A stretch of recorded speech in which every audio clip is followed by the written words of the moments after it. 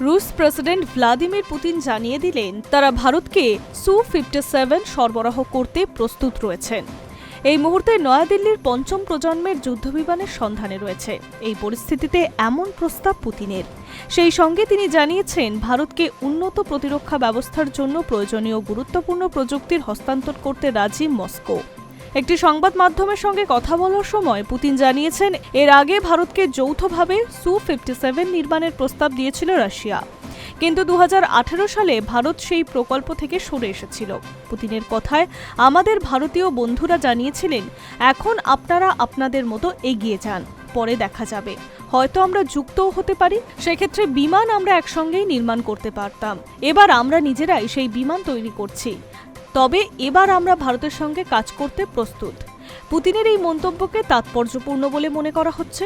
Putin আসলে পশ্চিমী বিশ্বকে কটাক্ষ করে এটা বুঝিয়ে দিতে চাইছিলেন দুই দেশের মধ্যে প্রতিরক্ষা বিষয়ে পারস্পরিক সহযোগিতার কোনো সীমাবদ্ধতা থাকার অর্থ হয় না। প্রসঙ্গত, রাশিয়ার সুখোই ডিজাইন ব্যুরোর সু-57 বিমানটি আকাশ, স্থল এবং সমুদ্রের বিভিন্ন লক্ষ্যবস্তুতে আঘাত হানার ক্ষমতা রাখে। প্রতিকূল আবহাওয়া ও ইলেকট্রনিক যুদ্ধের পরিস্থিতিতেও দিন-রাত সর্বক্ষণ যুদ্ধ করার ক্ষমতা রাখে এই বিমান। সেই সঙ্গে কম দৃশ্যমানতা ও সমান কর্মক্ষমতায় পঞ্চম প্রযুক্তির এই বিমান।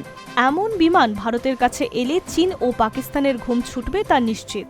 অন্যদিকে আমেরিকার শুল্কবান ইস্যুতে বন্ধু ভারতের পাশে দাঁড়িয়েছে রাশিয়া। সাংবাদিক সম্মেলনে পুতিন বলেন, বিশ্বের সেরা অর্থনীতিগুলির মধ্যে অন্যতম ভারত। সবচেয়ে বেশি বৃদ্ধি হয়েছে সেখানে। আগামী দিনে ব্যাপক বৃদ্ধি সেখানে দেখা যাবে। এটা আচমকা একদিনে হয়নি। প্রধানমন্ত্রী নরেন্দ্র মোদীর নেতৃত্বে ভারত সরকারের কঠোর পরিশ্রমের ফলে এটা সম্ভব হয়েছে। পুতিন আরও বলেন, জাতীয় স্বার্থের কথা মাথায় রেখে বিশ্বের অধিকাংশ দেশের সঙ্গেই ভারত দ্বিপাক্ষিক সম্পর্ক তৈরি করার চেষ্টা করছে। সেটা অত্যন্ত উপযোগী পদক্ষেপ। Hi News network.